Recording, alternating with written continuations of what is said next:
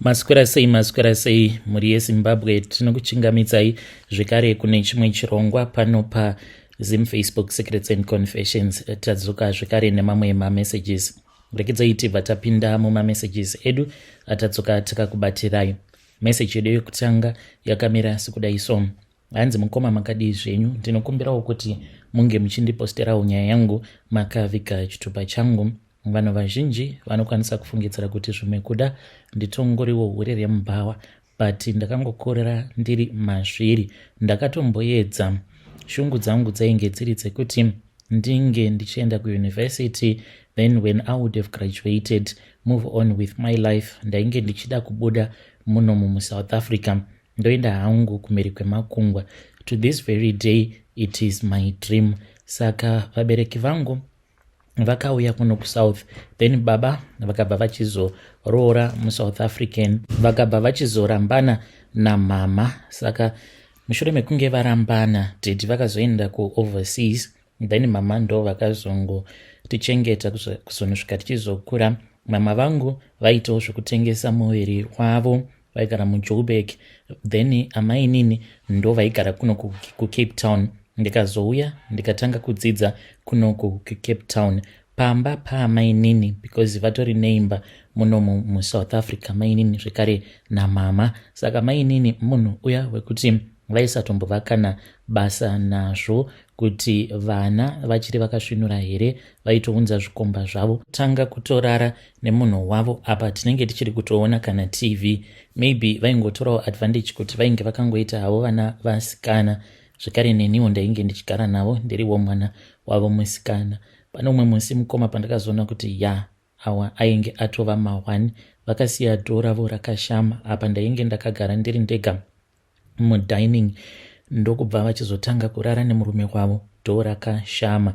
Iye akazotouya achizochera mvura kusinki. Apa mapfekero acho ainge akaita akandichonya ziso, neniwo ndikamuchonya. Takazotanga kutaura later on mushure mekunge ivo amainini vadhakwa varohwa neblackout. Akauya kuSpare tikabva tarara tose. Ndiye akava client yangu yekutanga, akandipa mari. Ndikatoona kutoti zveshuwa zvainge zvitori nemari. Saka ndakazotanga kuba maclients aamainini kudzamara ndichizoitawo confidence yekuendawo mustreet. Apa ndainge ndichiri kuenda kuuniversity. Kuchechi ndaitoenda ndichizviita munhu anotya Mwari, but ndainge ndichiita zvekupinda mumastreet ndichitengesa muviri wangu. Kudzamara ndichizosangana nembinga yainge iine mari. Mukoma ndainge ndisati ndakambosangana nemurume ane mari se yainge iine murume iyeye. Dai anga ari mazuva ano, angadai achitokwikwidzana navo vana Wicknell Chivhayo. Aiva neimwe mari mukoma yekuti waishaya kuziva kuti mari yacho inombobva kupi. Mazuva ekutanga ndainge ndisingazvinzwisisi, asi nekufamba kwenguva ndipo pandakazozvinzwisisa kuti mari yake yainge isiri mari yakachena, but yainge iri mari yehurombwa. Aifamba dzimwe nguva aine mabodyguard kana 8 kana kuti 9, vazhinji vacho vanenge vari makaradhi uye zvekare nevarungu. Aingohaya security company inenge ichifamba naye yakamuchengetedza. Most of the times aingogara ari mumanshoni yake muCliffton. Zuva rekutanga apo pandakasangana naye muclub, handina kana kutombofungidzira kuti ainge ari muZimbabwean. Ndaitofungidzira kuti zvimwe kuda ainge ari munhu wemuno kana kuti muNigerian. Akauya akabva ati, iwe mwana wevhu, I am interested in you. Ndakavhunduka mukoma, because vasikana vandainge ndakagara navo, shamwari dzangu maSouth African, ndo vainge vakatonakazve vachitonzi ndo vasikana vari kutopisa club yose. But akanongedzera ini akati, ndinoda iwe mwana wekumusha. Ndakazomubvunza kuti ko wanduziva sei kuti ndiri wekuZimbabwe? Akaseka zvake akati, kane mhino yako, kunyangwe mukanaka zvinenge ivana vekumusha hamuzorasi nekuda kwemhino dzenyu. Ndo pakatangira rudo rwedu ipapo. Akanditora akaenda neni kumba kwake. For the first time in my life I made love to a man in a heated pool. The feeling was so nice. Ndikati, this life I want it all, and I wanted it more and more. After that night akabva angoramba achingotaura neni pamafoni, akandiudza kuti ainge aine mudzimai wake, saka ainge asingadi girlfriend riya rekuti rinozotanga kuita macrazy dramas. Akanditi iwewe kana uchida kudya mari yangu unongodzikama chete. He was the one who had promised me kuti he was going to take me overseas. Asi mari yainge isingabudi, mufunge zvenyu mukomanashi, zvekumhanya mari yainge isingatombobudi zvachose. Iye zvaaingoita ndezvekuti kana uchida kana hembe aikwanisa kungokuti gift card wotoenda nevoucher unotenga nevoucher, asi cash mukoma aisambokupa cash. Pandingatoti ndakadya mari yake yakawanda paakanditengera motikari yainge ichiwetha iyo 100k, akanditengera motikari ndokubva achizoti ainge achida kuenda neni kuZimbabwe. Ndingadai ndakafa mukoma. This man, he died in a car accident. Ainge asiri munhu wesocial media, but akati atondioneka akati baby ndiri kuenda but ndanzi ndisashandisa motikari. Saka matauriro acho aakaita, it was so confusing kwandiri kuti baby ndiri kuenda. Ndikati uri kuenda kupi? Akangoti ndangonzi ndinge ndichienda uye zvekare ndinofanira kuti ndinge ndichishandisa motikari ndisaenda kuHarare neflight.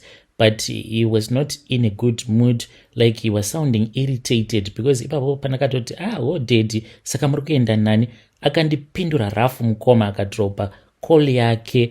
Then after a couple of seconds I was in bed and I was feeling like really down. Ndikati ukaona murume akuita rafu yakadai maybe ane umwe munhu waari kutoenda naye. He called me back akabva anditi very sorry baby, you know what, ndine mastresses angu, I will tell you kana ndikakwanisa kudzoka. Ukakwanisa kudzoka iwe uine maproperties nemabusinesses munomu muSouth Africa, kasi uri kuenda kunoroora here? Akangotura zvake befu akabva adropa call yake. Whilst he was on the road aitombonditumidzira live location achinditumidzira.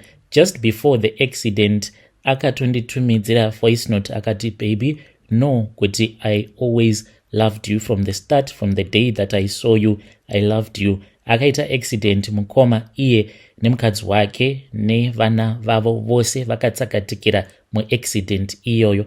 Just that the guy was not very active on social media.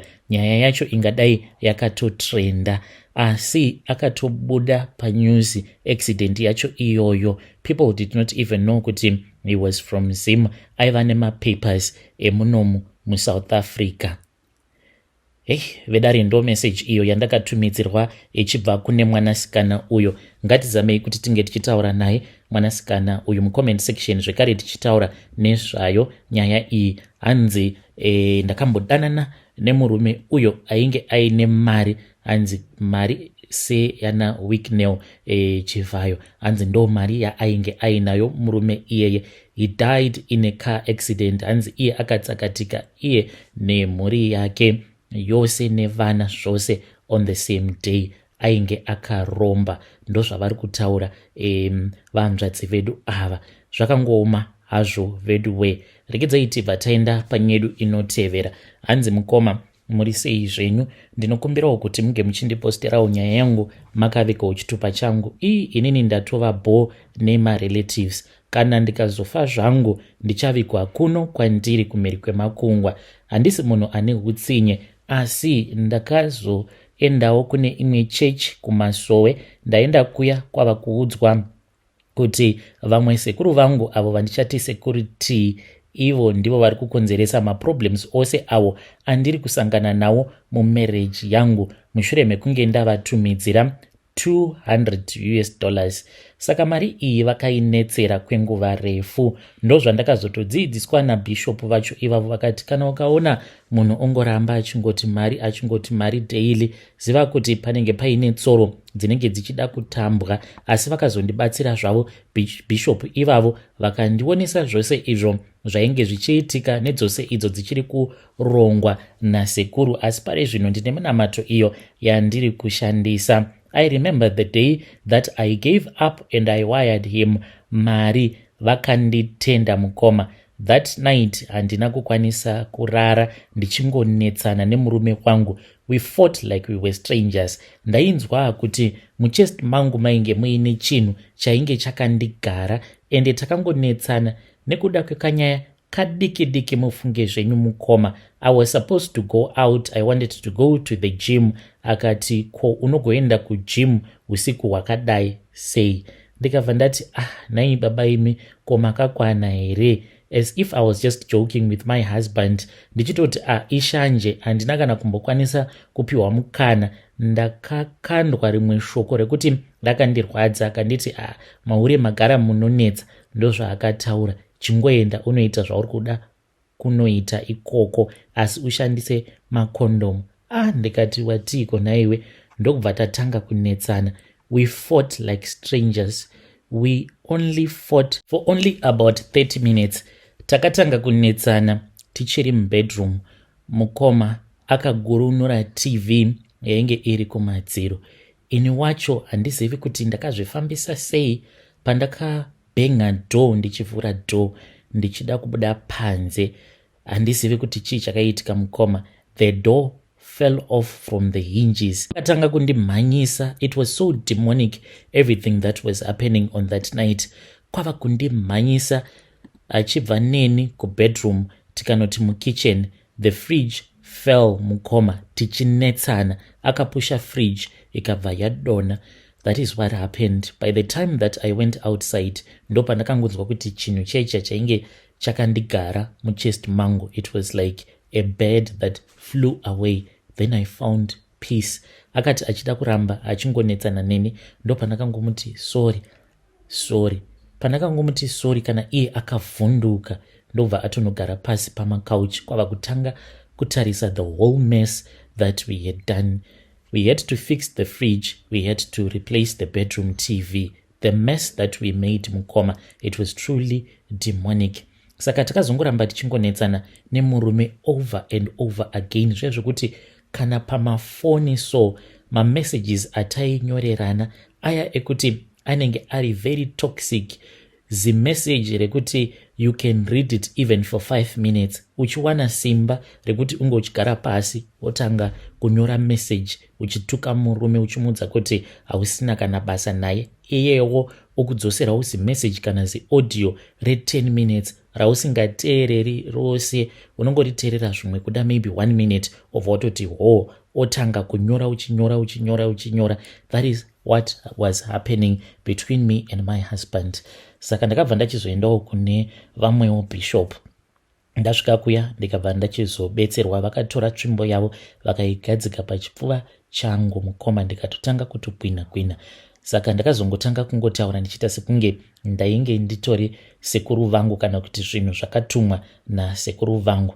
Then ndokubva ndachizoita right. Vakandiudza kuti sekuru vangu vakatora 200 US iya yandakavatumidzira yavakanetsera kwenguva refu mukoma. Hanzi 200 iyoyo vakaitora vakazvikunga kumashure uko apo pavainge vachiita tsvina, vakabva vachizoirasa mari iyoyo. Hanzi pavakaitira tsvina musango ndo pavakangoisiya kushandisa my hard earned money setissue.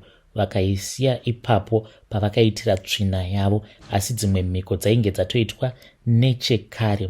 Sure, kundiitira utsinye hwakadaro ndakavatadzirei mukoma? Ndiyo confession yangu yandiinayo. Kana mukaposta nyaya yangu ndiziviseiwo, ndichange ndichizotevererawo ndiri mucomment section. Vedare ndo message iyo yandakatumidzirwa ichibva kuna vanzvadzi vedu. Zvakamboitikawo here kwauri mushure mekunge watumidzira mari kune munhu weukama, then zvinhu zvako zvikabva zvatooma, kutooma chaiko ukazoudzwa kuti uyo wawakatumidzira mari ndiye akakusunga. Let us try to talk about it in the comment section. Rekedzai tibva taenda panyedu inotevera. Nyedu inotevera yakamira sekudai so. Hanzi mukoma makadii zvenyu, ndinokumbirawo kuti munge muchindiposterawo nyaya yangu makaviga chitupa changu. Izvo ndo zvandakaudzwa nemurume wangu. akandiudza apo pandainge ndava nepamuviri. Ndichitaura nemi kudai ndatova ne3 years kubva zvandakamitiswa nemurume wangu tigere tose. Saka takasangana mushure mekunge auya kuZimbabwe, ainge atofambirawo umwe musikana. Handizivi kuti ndingati ndimwari wake here musikana iye kana kuti zvakangomunzvengawo zvake. Vadzimu vake ndo vakazoramba kuti anga achizoroorwa nemurume akaromba. Ndakangonzwa zvichingonditi pinda mutown. Kwava kupinda mutown ndainge ndiine dress randainge ndichida reRoyal Blue kuti ndige ndichizoripfeka kuchurch. So ndakapinda mutown ndikatanga kutsvaka dress riya ndakatofamba kwenguva yakareba. Saka ndakazonosangana naye muboutique yesister yake, boutique yavatete ndoma ainge ari. Tikatotanga kutotaura paya, akatondiperekedza akati hausi kuzoenda nemakombi chipinda mumotikari. Ndainge ndatonakirwa nemunhu nechekare ndikati baba ava vanakidza kuti vane zvimari zvavo. Ndokubva tatotaura ndikatodhampa chimwe chiboyfriend changu chenzara chandainge ndichidanana nacho. Akarwadziwa murume iyeye because ndakangomublutika paakanditi waswera sei baby. Agoti otanga kunetsana neni. Ndikati iwe undikwanire shamari, ini ndatova boo newe, unonyanyisa kunetsa stereki apa hauna kana mari yaunondipa. Ndaswera sei? Ko unogonditi ndaswera sei? Wambondipa mari here yekuti ndinge ndichienda kunoswera kwacho kwandaswera? Kwava kutotukana naye ndikatomusiya akadaro. Paakazozvinzwa kuti ndainge ndava kuno kuSouth Africa, aindifonera daily ndichitonzwa ndichitoboekana naye. Saka akazondiudza uyu murume wandiri kugara naye kuti akaromba mushure mekunge ndabatira pamuviri. Akanditi baby, uri kufanira kuti unge uchidzokera kumusha. Ndikati Saka ndakazodzokera kumusha ndikanotora passport. Ndainge ndisina passport. Ndichidzoka kuno kuSouth Africa ndikanzi ndinge ndichigadzirira. Saka ndakagadzirira mukoma kwemazuva 3. Akangonditi iwe ucharara murumu yako, iniwo ndicharara murumu mangu. Ainge akandiudza kuti tiri kuenda kunonzi kuScone kana muchikuziva church iyaya yekuNigeria. Saka akangoti unofanira kuti unge uchiprepare kwemazuva 3 tikabva tachizoenda kuNigeria. Hakuna kana kuchurch kwatakamboenda, tainge tichitogara pane imwe hotel. Ndo paakazoti nerimwe zuva chiandei tinoita izvo zvatiunza kuno, tikazoenda kune chimwe chivillage. Ndakatoshamisika kuti mbapeng'anga iyoyo paitova neMaSouth African akati one day vamwe vaakati uyo akaromba, but mukuromba kwake taraoni akapengesa mwana wake. Inji vacho ndo vainge vaine vana vaya vainge vaine obesity imwe isiri normal. So nguva yedu yekuti tinge tichizobatsirwa yakati yakwana. Ndipo apo patakabva tachizonzi tinge tichipinda mune kamwe kamba kehuswa, pakauya kamwe kamurume kainge kari kapfupi. Ndikanzi ndaifanira kuti ndinge ndichizodya sikarudzi yekamunhu ikako. Ndakamboramba, asi akanditi ndo zvatainge tafambira mukoma. We took a flight from South Africa tikaenda kuNigeria, tikanogara kuhotel, tikazoenda kuvillage kuti ndinge ndichizongodya sikarudzi yekamunhu ikako kaishandira n'anga yacho. Ndo zvakaitika ipapo. Kana mukaposta nyaya yanguwo ndiseveseiwo, ndichange ndichizotevererawo ndiri mucomment section. Vedare ndo message iyo yandakatumidzirwa ichibva kuna vanzvadzi vedu. Hanzi handizivi kuti ndotenda Mwari here kana kuti kwete. Pakaipa. Let us try to speak with her in the comment section. Hanzi murume wangu akaromba, asi akazotondizivisa mushure mekunge ndatova nepamuviri. Ndakavabvunza kuti zvino mhiko dzamakaitiswa idzodzo dzekudyiswa nhengo yemurume iyeye, pane zvimwe zvamakambokudzwa here? Vanzvadzi vedu ava ivo vanoti hanzi murume wavo akavavimbisa kuti aiwa hapatomborina kana problem, mhiko dzimwe dzose ndakaita ndo mhiko chete dzanga dzasara idzodzidzi dzandanga ndichida kuzadzikisa sezvo wava mukadzi wangu. Ndo mhinduro yavo vanzvadzi vedu ava. Ngatitaurei navo mucomment section. Regedzei tibva taenda panyedu inotevera. Hanzi mukoma, I was amputated when I returned back to Canada. Mushure mekunge ndadzokera kumba pakafa baba. Ndainge ndisingatodi kuenda kumba, but ndakazongoti baba vangu havangavigwe ndisipo. Ndakauya kuno kuCanada like a very long time ago. Ndikasvikawo ndikaroora murungu ainge ari mukuru zvake kwandiri. she passed away. Then ndokubva ndachizowanawo umwe mutema but ainge ari wekuamerica. We got divorced again after I was amputated. Akati she cannot handle the stress. Saka now ndiri kurarama ndiine disability asi mukoma ndakagadzirwa. It might be like munhu ari kuda kuspreada fear, but izvi ndo zvakatoitika kwandiri. Kana uri kuno ukaenda kumusha, there are high chances kuti paunozodzoka kuno kumhiri kwemakungwa, your life will never be the same. Ngoma I was so safe ndiri kunoko. I think kuti Mwari ndo vakatoita kuti ndinge ndichiuya kuno, ndinge ndichizorovera zvekare kuno, because hama dzangu dzaitoda kutoti ndinge ndichifa. Ndakadzokera komba, handina kuziva kuti gogo nyakubereka baba vangu vainge vachitodawo kutoti ndinge ndichifa. Saka vakazondituma vakanditi ndinge ndichinopinda muhozi. Munoziva kuti vakandisetera trap yakaita sei mukoma. Vainge vakaisa banga pazasi pemeti. Ndakatomboudzwa neumwe muzukuru kainge kaine 3 or 4 years kakanditi, sekuru gogo vaisa banga pazasi pemeti. Ndikangoseka zvangu ndichienda kuhozi kuya.